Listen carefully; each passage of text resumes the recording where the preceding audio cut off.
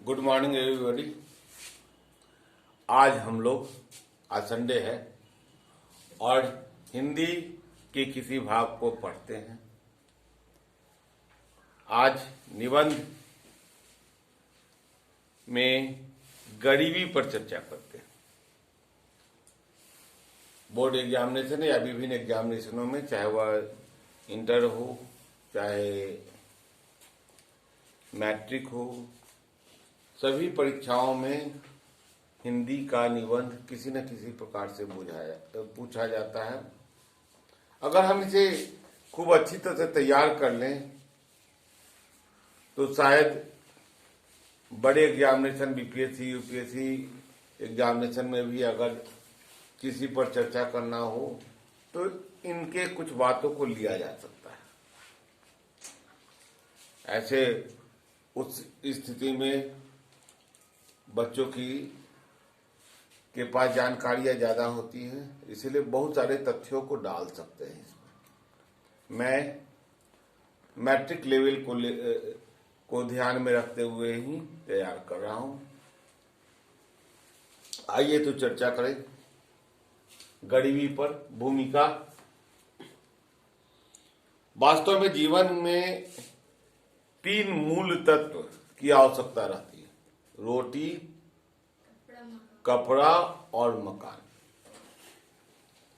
रोटी कहने का मतलब है कि भोजन, वस्त्र और आवास। भोजन का मतलब यूं ही साधारण भोजन नहीं, पोषक तत्व युक्त भोजन, पोषक तत्व युक्त होना चाहिए, जिसमें टोटल मिनरल्स हो, कुपोषण न हो, साथ ही साथ वस्त्र जो साधारण तन को ढकने योग्य होना चाहिए। साथ ही के साथ बहुत बड़ा आलीशान मकान की कल्पना नहीं की जाती है। समान सुविधा युक्त घर की कल्पना हर कोई करता है, लेकिन आप जानते हैं भारत के अधिकांश भूभाग में लोग इसका सपना लिए ही चले जाते हैं। क्यों? क्योंकि वे अपनी मूलभूत आवश्यकताओं को पूरा नहीं कर पाते। इसी पर मैंने लिखा है, जीवन के मूलभूत तत्व रोटी, कपड़ा और मकान है, परंतु भारत के अधिकांश भूभाग में लोग इसका सपना लिए चले जाते हैं। वास्तव में गरीबी हमारे देश की वह बीमारी है जो नेताओं के वादे के साथ कम नहीं हो रही है। प्रत्येक चुनाव के पहले नेताओं द्वारा गरीबी भगाने का वादा किया जाता है, किंतु जीतने के बाद वे आसपास के गरीबों को ही भगाने लगते हैं। वास्तव में वह मूलभूत तत्व वर्क नहीं कर पाते हैं। पता नहीं, इसका बहुत सारा कारण है, इसकी चर्चा हम लोग करेंगे। गरीबी देश से हटनी चाहिए, सबको मुख्य धारा में दौड़ने योग्य बननी चाहिए। यह कल्पना जीवन के लिए सबसे अच्छी है। आजादी के समय में हमारे वरिष्ठ नेताओं ने, वरिष्ठ महापुरुषों ने, मैं वरिष्ठ इसलिए कह रहा हूं कि उनकी सोच बहुत अच्छी थी, बहुत पॉजिटिव सोच थी। उन्होंने कल्पना की थी भारत में राम राज्य हो, और राम राज्य की कल्पना तो थी, लेकिन क्या राम राज्य बना है भारत, यह कहना बड़ी मुश्किल है। चलिए आइए इस पंक्ति के बाद आगे हम लोग चलें। चलिए आइए अब हम लोग कारण का चर्चा करें। भारत विविधता में एकता का देश है। यहाँ अनेक जाति धर्म के लोग निवास करते हैं, जिनमें वैचारिक मतभेद होना स्वाभाविक है। यह वैचारिक मतभेद विवादों का मूल कारण होता है और इनका फायदा देश के मुट्ठी भर के लोग उठाते हैं। वे अपने अधिकाधिक लाभ के लिए बाजारों में महंगी वस्तुओं को डालते हैं, जिनका प्रभाव सभी तबकों के लोगों पर पड़ता है और गरीबों की स्थिति दिन प्रतिदिन खराब होती जा रही है। यहाँ पर हम लोग थोड़ा सा भाषा गड़बड़ लग रहा है। जिनका प्रभाव होती जाती है पड़ता है तो जाती है, होती जाती है।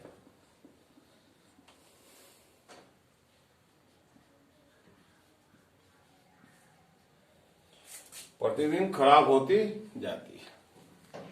यहाँ के राजनीतिज्ञों ने सारे उद्योग में हड़ताल करवाकर फैक्ट्रियों को बंद करवा दिया है। एक्चुअली क्या होता है, हड़ताल होता है तो फैक्ट्रियां घाटा में होती हैं और घाटा में होने के चलते बंद हो जाए। तो भारत में बहुत सारी फैक्ट्रियां जो है बंद हो गई हैं। बहुत सारे चीनी मिल उद्योग ये सब आखिर घाटा में क्यों गई, इस पर हम लोग विचार करें। तो बार बार हड़ताल होना और मुनाफाखोरी जो है यही मूल कारण हो गया।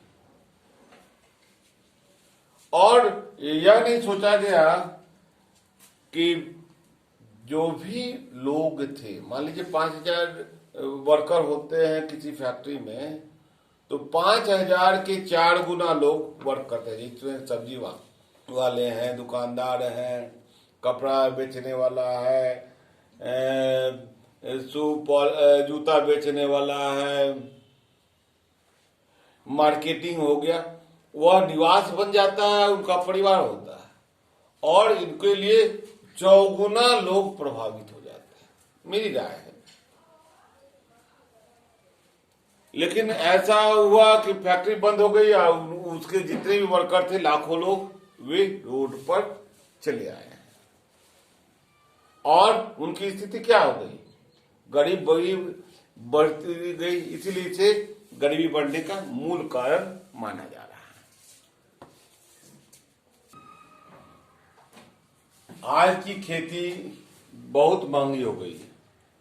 एक्चुअली खेती में यूरिया, डाई सबका ज्यादा प्रयोग करना पड़ता है, इसीलिए खेती काफी महंगी हो गई है।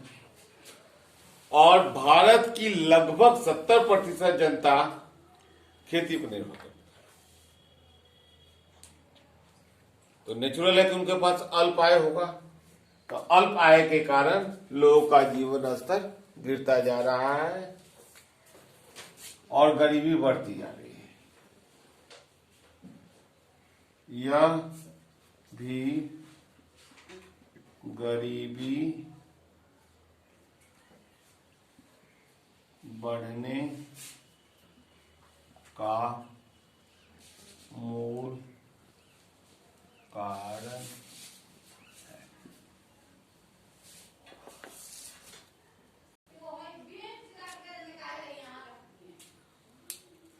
हाँ, आइए हम लोग चलें। आज की खेती बहुत महंगी हो गई है। भारत की लगभग 70% जनता खेती पर निर्भर है। अल्प आय के कारण लोगों का जीवन स्तर गिरता जा रहा है।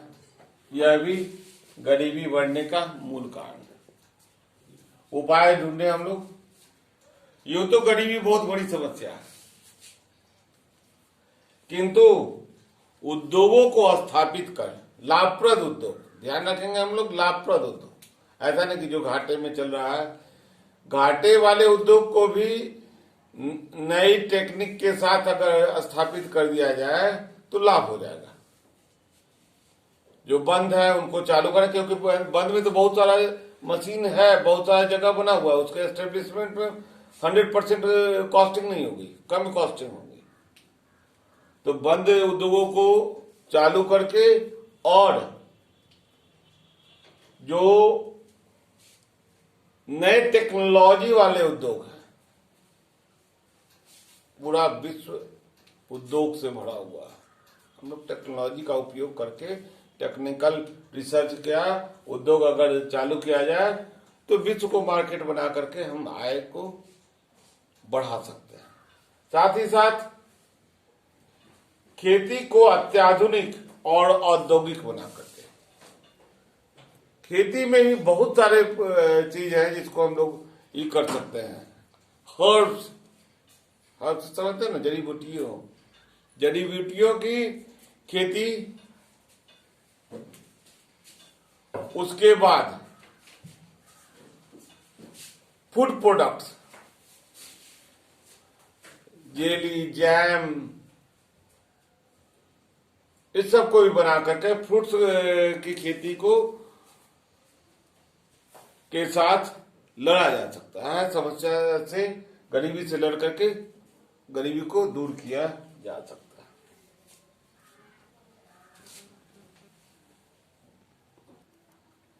इस तरह से हमने अपने जानकारी के अनुकूल आप लोगों को गरीबी पर निबंध लिखाया। भूलवश हो सकती है कि कुछ मात्राएं कभी कभी जेहन में इधर उधर हो जाती है, तो या भाषाई शुद्धता में थोड़ा बहुत 19-20 हो जाता है।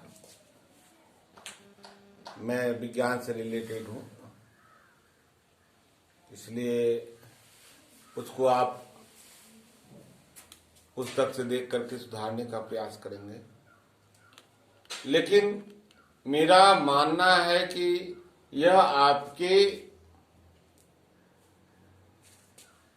विकास में, आपके मानसिक विकास के साथ साथ आपके लेखन विकास में भी बहुत मदद करेगा।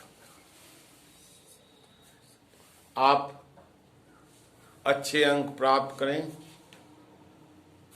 आपका विकास हो, जीवन प्रकाशमय हो, इसी शुभ आशीष के साथ अगले वीडियो तक के लिए विदा लेते हैं।